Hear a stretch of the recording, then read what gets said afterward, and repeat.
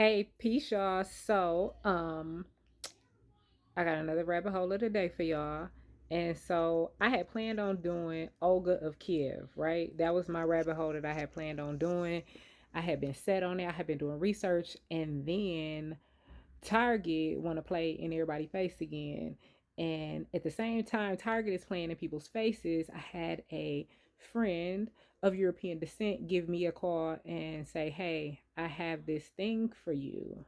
I want to give it to you. I don't want to keep it." They found it at a like helping somebody clean out a storage, and it's racist.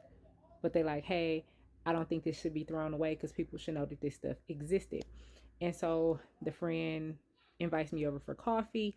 I go over for coffee, and she lays out this for me to see, not for me to eat on. It wasn't like this was what we was eating on. It is a tablecloth, and when I can get it open, I'll show y'all this tablecloth.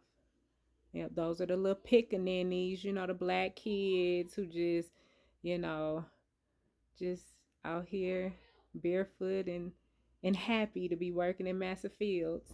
And then you can never forget the iconic um, Mammy, right? With the look, you gotta have a watermelon. You got to have the watermelon, okay, to have a good, propaganda art piece about black people. And of course, we have the imagery of the cotton and the chicken.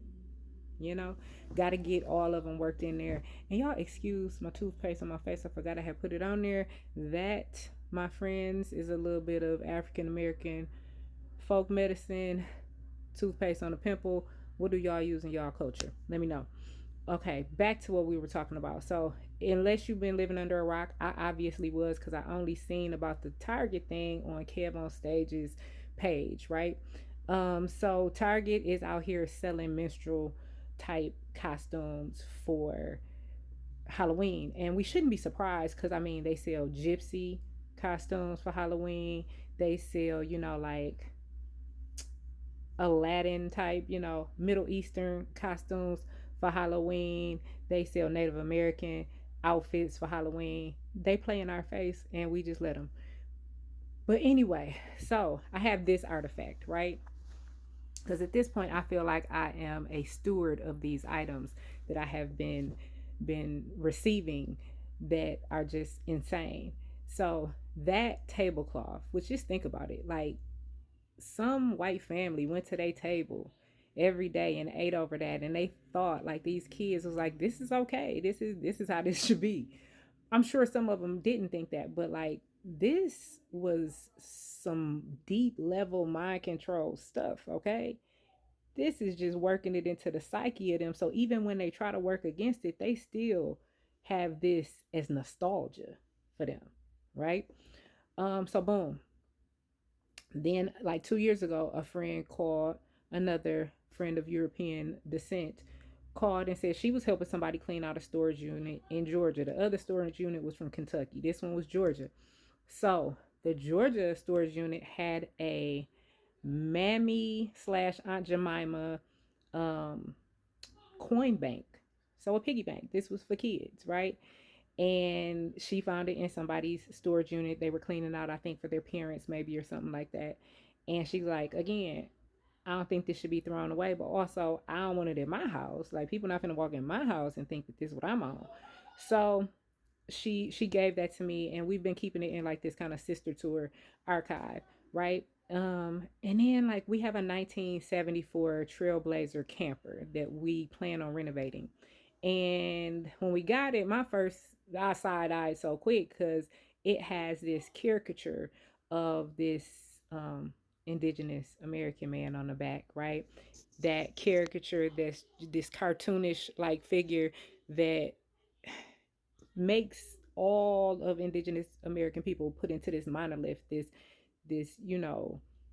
false narrative for one, but this huge features and like with a headdress on, all this just garbage, right?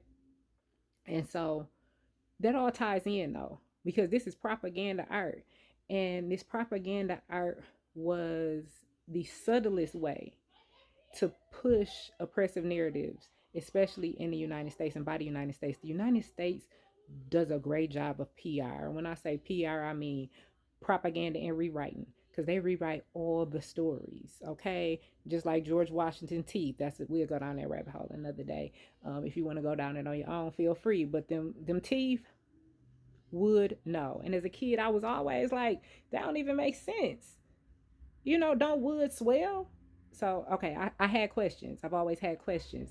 And so now my question is like, for the sister tour, we plan on keeping this because we do historical artistic presentations, and we teach on certain historical events from our vantage point and from our understanding. And so we plan on keeping these things and storing them and also telling the stories that go along with them. But if not, like, what should be done with these artifacts? um because in one way, they're the only way that we can tell the truth about this stuff that happened, right? Because if not, people will whitewash it. And again, this imagery here was made to make you think that, like, they don't seem like they had a bad life. This don't seem bad, right? This don't seem like a bad life. I like watermelon, right? You know what I'm saying? I like watermelon and little sunflowers.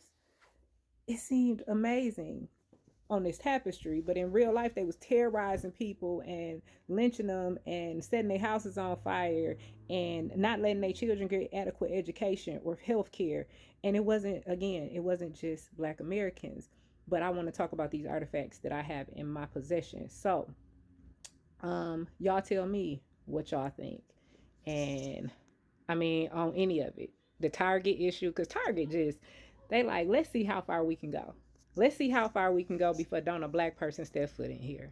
Let's see what we can do. And they just keep, step up every time. So what do y'all think? Give me your opinions. Yes, no, maybe so.